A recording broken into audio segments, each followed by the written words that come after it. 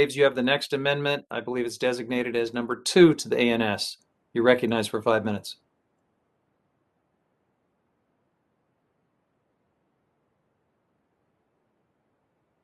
Mr. Graves, are you with us?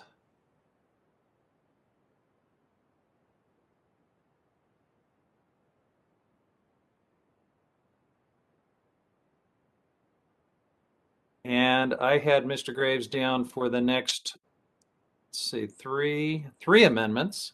So if he is not with us, the batting order after that was going to bring us back to Mr. Westerman. Mr. Westerman, are you ready to go on number 12 to the ANS? I'm ready to go, Mr. Chairman. Why don't we do that and we can come back to Mr. Graves.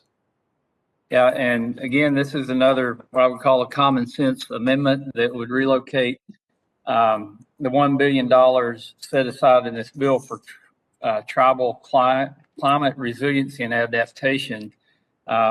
With the BIA currently receiving approximately $500 million in its annual appropriation for climate resiliency efforts, there are more pressing needs in Indian country right now.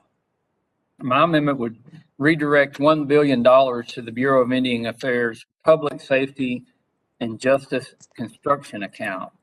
Indian country currently faces some of the highest rates of crime, with tribal citizens 2.5 times more likely to become victims of violent crime, and Native women in particular subject to higher rates of domestic violence and abuse. And as we all who served with our former colleague and the current Secretary of the Interior, Secretary Holland, we know that this is an issue that's very important to her, and there was a lot of bipartisan support to work on this issue when she brought it up in the committee last Congress.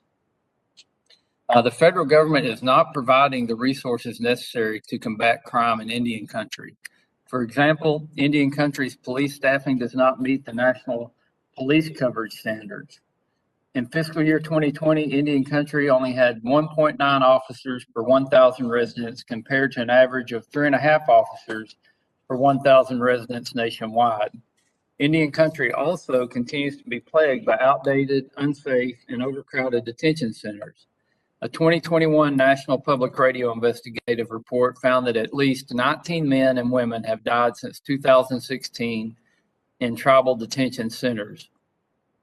Several of the 70-plus detention centers across the country have been in disrepair for years, with broken pipes, overflowing toilets, and rust in water. It is estimated that there's a $135 million budget shortfall for BIA tribal detention facilities alone. Directing much needed funding for public safety and justice is something that should be a bipartisan effort. Again, I think this would be a lot better way to spend this money than on a climate and resiliency fund that's already gets a large annual appropriation. This is some place where this money could be put to use immediately. I urge adoption of the amendment, and I yield back. I thank the gentleman. Is there further discussion on Mr. Westerman's amendment? Mr. Chairman? Yes. The gentlelady from Mexico is recognized. Thank you, Mr. Chairman. You know, the trust and treaty responsibilities of the United States government do indeed obligate Congress to support the health and well-being of American Indians and Alaska Natives by fully funding all the federal programs that serve them.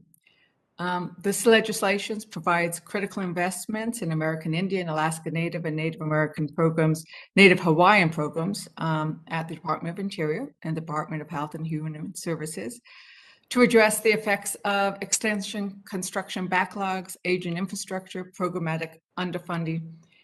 The issue that the gentleman raises are indeed correct, because we know that tribal programs across all federal agencies have been subject to severe underfunding for decades.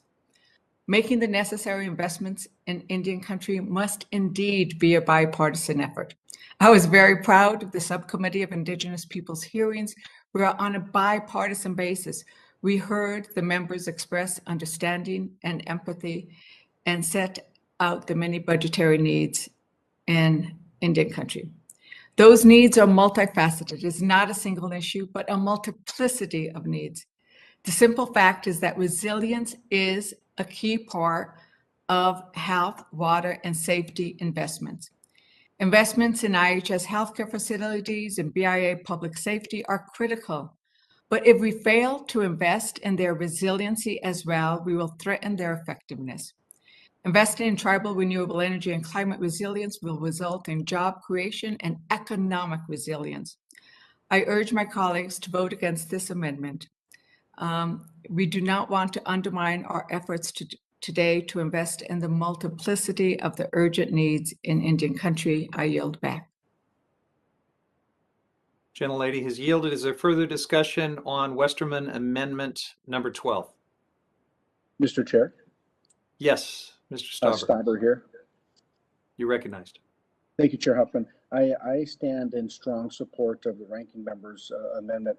You know, having spent 23 years in law enforcement, working alongside our tribal enforcement agencies, we need to continuously invest in best practices, not only on Indian lands, but across this nation. I think that I have seen firsthand the need, the urgent need for the investment in our tribal law enforcement partners. I've seen the need in all areas, from the low crime areas all the way up to the major crimes. You know, from burglary, robbery, rape, assaults, death investigations, homicide investigations. They need the assistance and the training that goes with it. So what Ranking Member Westerman brings forward is something that really isn't often talked a lot about, but he brings it in a timely manner. I stand strong in support of our tribal leaders and their law enforcement to get this funding redirected to them. And I yield back. All right, the gentleman's yielded. Is there further discussion on this amendment? Seeing none, the question then is on Westerman Amendment number 12 to the ANS. I'll pause so members who are in favor can unmute. All those in favor, please say aye. Aye. Aye. Aye. Aye. I will now pause so that members opposed can unmute. All those opposed, please say no. No. In the opinion of the chair, the noes have it, and the amendment is not agreed to. We get a recorded vote, please. Recorded vote has been requested and will be postponed pursuant to our previous ruling. Is Mr. Graves back with us? He should be back. Yep, I'm here. All right, Mr. Graves, you've got